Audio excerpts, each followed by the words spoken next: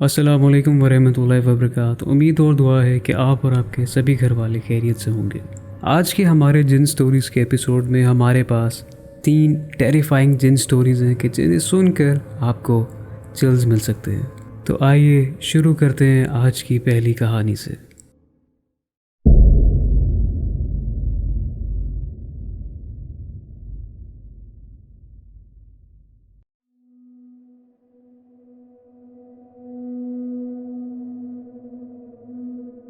ये वाक़या मेरे साथ तब पेश आया था जब मैं और मेरी फैमिली लंदन से पाकिस्तान आए थे। शुरू के महीने बहुत अच्छे गुजरे थे। कभी ऐसा महसूस नहीं हुआ था कि कुछ गलत हो सकता है। मुझे और मेरी बहन को रात के वक्त छत पर बैठकर मंचिंग करने की आदत हो गई थी। हमें घर वालों ने भी समझाया था कि ऐसे रात गए ना बैठा करो, मगर उस वक्त भूत सवार था कि बस जाना ही जाना है। मज़ा आता था तो हमने किसी की नहीं सुनी। ऐसी ही रातों में से एक रात मेरी बहन को कोई काम याद आया तो वो मुझे कहकर नीचे चली गई कि मैं थोड़ी देर तक आती हूँ। मैं अब छत पर अकेली थी, लेकिन मुझे लगा कि मैं छत पर अकेली नहीं हूँ, कुछ और भी है जो नज़र से ओझल है। खैर, मैंने ध्यान हटाया। हमारा घर इंडस्ट्रियल एरिया में था। वहाँ क्योंकि ज़्यादातर प्रोफेशनल्स के घर थे, सब रूटीन के बहुत पक्के थे। उस एरिया में 10 बजे तक अमूमन सब सो जाया करते थे। मुझे फिर से महसूस हुआ कि मेरे अलावा भी कोई है जिसे मैं देख नहीं पा रही। मैं उस रात के बाद बहुत डर गई थी और नीचे चली गई। मेरा और मेरी बहन का कमरा किचन के ऑपोजिट था। क्योंकि रात तक मंचिंग की आदत हो गई थी तो हमने सोचा कि ऊपर नहीं जाते, कमरे में ही कुछ खा लेते हैं। मैं किचन में गई तो मुझे किसी औरत के गुनगुनाने की आवाज़ आई और वो गा रही थी। वो गाना मुझे याद है। जब मैंने सुना तो मैंने नज़रअंदाज कर दिया, ये सोच कर के शायद मेरा वहम भी हो सकता है। मुझे इसी गुनगुनाने की आवाज़ कई रातों तक आती रही। फिर एक दिन मैंने अपने भाई से शेयर किया। मुझे लगा वो अंडरस्टैंडिंग है, बात समझ जाएंगे। भाई ने भी यही कहा कि शायद रात को ऊपर देर तक बैठने की वजह से ऐसा हो रहा है। खैर, एक रोज़ मेरी तबीयत कुछ ठीक नहीं थी तो मैं पावर नैप लेने के लिए कमरे में गई। अभी शाम का वक्त था। मैंने लाइट ऑफ की और कंबल ओढ़कर लेट गई। अभी आंख लगी रही थी कि मुझे महसूस हुआ जैसे कोई कंबल मुझसे उतारा हो। मैंने 2-3 दफ़ा तो कंबल खींचकर ऊपर किया, लेकिन जब आंख खोली तो देखा कंबल फर्श पर पड़ा है। मैं डर कर बाहर अपनी अम्मी के पास चली गई और उन्हें सब बताया। अम्मी ने तसल्ली दी कि कुछ नहीं हुआ, बस तुम डर गई हो। वालिद ने भी कहा कि घबराने की बात नहीं। मैंने खुद को समझा लिया था कि ऐसा कुछ गलत नहीं होगा। खैर, मैं अगली सुबह नहाने गई तो मेरी बहन की आवाज़ आई। उसे कुछ चाहिए था। मैं उसे बताने लगी कि कमरे में उस जगह पर देखे उसे वो चीज़ मिल जाएगी। जब आवाज़ आना बंद हो गई तो मैं भी चुप होकर अपने कामकाज में लग गई। बाहर आई और आकर मैंने अपनी अम्मी से पूछा कि बहन कहाँ है। वो कुछ ढूंढ रही थी, जिस पर अम्मी के जवाब ने मुझे आज तक लाजवाब कर दिया है। अम्मी कहती हैं कि वो तो पिछले 2 घंटे से अपनी सहेली के घर है। तुमसे किसने कहा कि वो कुछ ढूंढ रही थी? मैं आज तक नहीं जानती कि वो कौन था जिसे मैंने अपनी बहन समझकर बात की थी।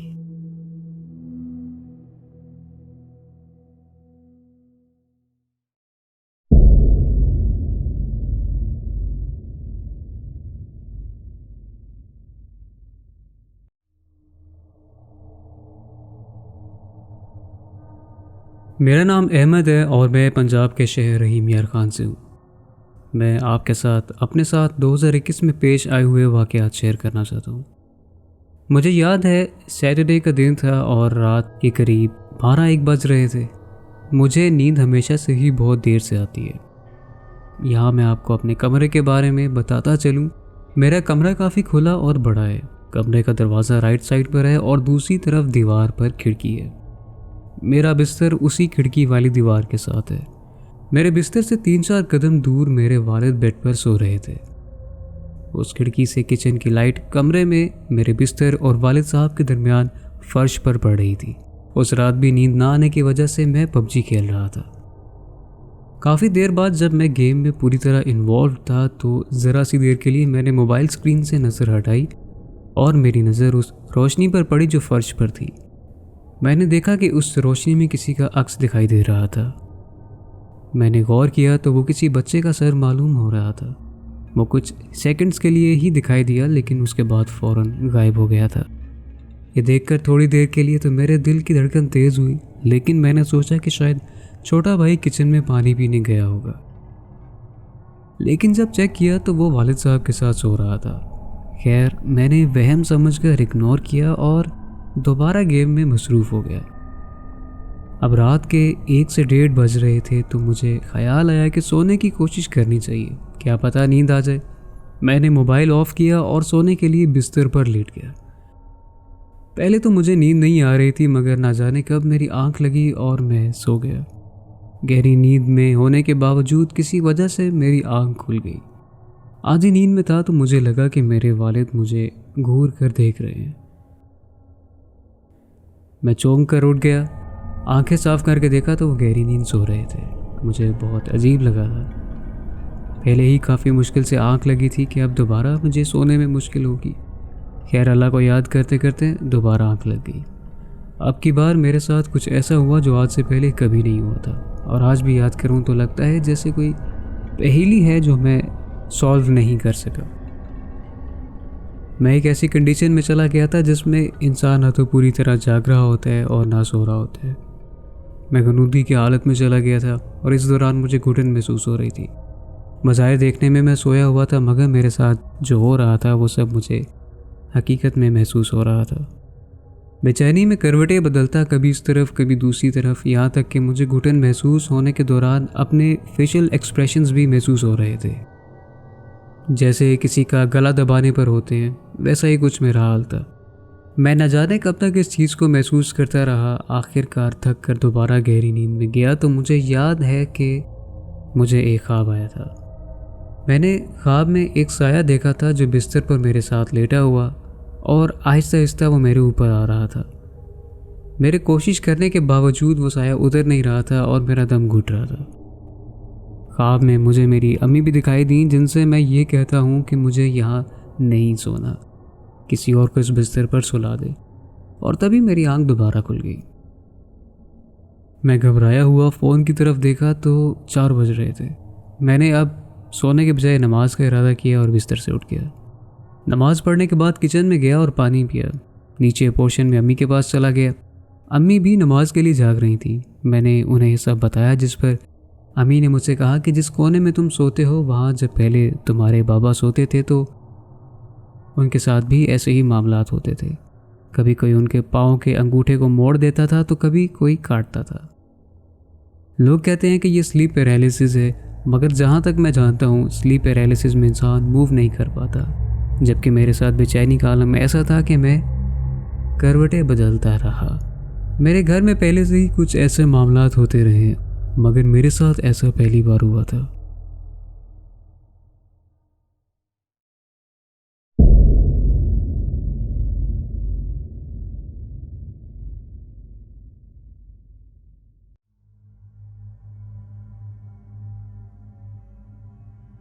अली एक क्यूरियस और बहादुर लड़का था जिसे नई जगह एक्सप्लोर करना पसंद था। इसीलिए जब उसके वालिदैन ने उसे छुट्टियों पर पहाड़ों में बसे एक छोटे से टाउन में ले जाने का फैसला किया तो वो बहुत खुश हुआ। जैसे ही वो वहाँ पहुँचे, अली को वहाँ के कुदरती नज़ारों ने बहुत मुतासिर किया। पहाड़ सरसब्ज और शादाब थे और हवा ताज़ी और ठंडी थी। अली से इंतज़ार नहीं हो रहा था कि कब वो इस टाउन को एक्सप्लोर करना शुरू करे। इंतज़ार था कि बढ़ता ही जा रहा था। आखिर वो दिन आ गया जब उसके वालिद ने उसे इजाज़त दी कि वो उस जगह पर घूम सकता है, मगर ज़्यादा दूर तक नहीं, ताकि वो खैरियत से होटल वापस आ जाए। अली ने कैमरा उठाया और बाहर निकल गया। उस टाउन को एक्सप्लोर करते वक्त उसकी नज़र एक पुराने हिस्टोरिक मकान पर पड़ी। अली जितना खुश था उतना घबरा भी गया, क्योंकि मकान दिखने में बहुत खौफनाक था। मगर अली क्योंकि बहादुर था, उसने हिस्टोरिक फोटोग्राफ्स क्लिक करने के लिए अंदर जाने का फैसला किया। जैसे ही उसने कदम अंदर रखे, उसके अंदर एक अजीब सी झुंझुनाहट आई, जैसे ठंडी हवा का झोंका बहुत तेजी से गुजरा हो। अंदर का मंजर बहुत गंदा था। न जाने कब से वो घर बंद था। मिट्टी और मकड़ी के जालों के सिवा कुछ दिखाई नहीं दे रहा था। जब आगे बढ़ा तो उसके कदम खौफ के मारे रुक गए। जब उसे आवाज आई, हेलो। अली डर गया कि कौन है वहाँ। अली ने कांपती आवाज से पूछा, पर जवाब न आने पर उसने खुद को ये तसल्ली दी कि उसका वहम हो सकता है। पिक्चर्स खींचते खींचते वो घर के पिछले हिस्से में जा पहुंचा, जहां उसे एक छोटा सा कमरा दिखाई दिया। जब वो कमरे में गया तो उसने देखा कि वहां एक बच्चा फर्श पर कदीम पुराने खिलौनों और फटी पुरानी किताबें लिए बैठा है। अली बगैर डरे आगे बढ़ा और हाथ बढ़ाकर उसने उसे सलाम किया और बताया कि मेरा नाम अली है, तुम कौन हो और यहाँ ऐसे क्यों बैठे हो। लड़का उम्र में करीब अली की उम्र का ही था। वो अली के तारुफ पर हल्का सा मुस्कुराया और कहा कि मैं हसन हूँ, क्या तुम यहाँ मेरे साथ खेलने आए हो। अली नया दोस्त बनाकर बहुत खुश था। उसने हर चीज़ छोड़कर हसन के साथ सारा दिन खेलने में गुजार दिया। जब एहसास हुआ कि वक्त बहुत ज़्यादा हो गया है, वो वापस होटल की तरफ चला गया और हसन से ये कहकर खुदा हाफिज़ किया कि वो कल दोबारा आएगा। अगले दिन जब अली दोबारा वहाँ गया तो उसे हसन का कोई निशान नहीं मिला वहाँ। अली परेशान हो गया था और जब उसे हसन या हसन से जुड़ी कोई निशानी नहीं दिखाई दी तो उसे ये वहम होने लगा था कि शायद हसन सिर्फ उसका ख्याल था और कुछ नहीं। लेकिन उसने हिम्मत नहीं हारी और इस वहम को झुटलाकर उसने हसन को तलाश करना शुरू किया। वो उस छोटे से शहर में इर्द गिर्द पूछता रहा, लेकिन किसी को कुछ समझ नहीं आया। पूछते पूछते अली की मुलाकात एक बुजुर्ग से हुई, जिन्होंने अली से पूछा कि तुम्हें वो खोया हुआ बच्चा कहाँ मिला और वो तुम्हारा क्या लगता है। जिस पर अली ने उस घर और हसन के बारे में सब बताया। उस बुजुर्ग ने अली को खबरदार किया कि दोबारा वो उस घर में ना जाए। वहाँ कई सालों से इंसान नहीं रह रहे, बल्कि कहा जाता है कि उस घर में एक शैतानी बदरूह रहती है। अली जन्नात और शैतानी रूहों पर यकीन नहीं रखता था, लेकिन वो उन चीज़ों को नज़रअंदाज भी नहीं कर पा रहा था जो उसे महसूस हो रही थी। उसे लगता था जैसे उसे देखा जा रहा हो और वो आवाज़ें आना जब आसपास कोई भी ना हो। यहाँ तक कि उसे वो आवाज़ भी याद आई जो घर में दाखिल होकर उसे आई थी। अली ने बहादुरी से काम लिया और अगली सुबह फिर उस घर की जानिब गया कि शायद आज उसे हसन दिख जाए। मगर जैसे ही वहाँ पहुँचा तो घर पहले से ज़्यादा खौफनाक हालत में था। अली ने ज़ोर ज़ोर से हसन को पुकारा तो उसे अजीब आवाज़ें आने लगी, जैसे ऊपर की मंजिल पर कोई भाग रहा हो। वो ऊपर की जानिब बढ़ा तो देखा कि वहाँ हसन है, मगर अब उसकी शक्ल और आंखें ऐसी बिगड़ी हुई थी कि अली के औसान खता हो गए। अली ने पूछा कि तुम्हें क्या हुआ है। मैंने सुना है यहाँ ख़तरा है, यहाँ कोई शैतानी जिन है। तुम एक काम करो, मेरे साथ मेरे घर चलो। ये सुनकर हसन अजीब तरीके से मुस्कुराया और भारी आवाज़ में कहने लगा, मैं नहीं जानता था कि तुम इतने बेवकूफ़ हो कि मेरा खाना बनकर खुद मेरे सामने चल कर आओगे। अली ने यह सुना तो बहुत ज़्यादा डर गया और कांपने लगा। जवान खून था, लिहाजा हार ना मानते हुए उसने हसन से कहा कि तुम जो भी हो ये सब करना ठीक नहीं, ये तुम्हारी दुनिया नहीं है। तुम्हें अगर सुकून चाहिए तो मैं तुम्हारी मदद कर सकता हूँ। अली को याद था कि उस बुजुर्ग ने अली को दम वाला पानी दिया था और समझाया था कि आइंदा जब उसे कुछ ऐसा मिले तो वो ये पानी उस पर 4 कुल पढ़कर फेंक दे, उस बदरू को सुकून मिल जाएगा। जैसे ही हसन उसकी जानिब बढ़ा, अली ने वो पानी उसकी तरफ फेंका। देखते ही देखते वो बच्चा धुआं बनकर वहाँ से गायब हो गया। अली वहाँ से भाग निकला और घर चला गया। उसे सारी ज़िंदगी के लिए सबक मिल चुका था कि आइंदा वो अपने बड़ों के बगैर ऐसा कुछ नहीं करेगा जिससे उसकी जान को खतरा हो। अली आज भी वो मंजर नहीं भूल सका।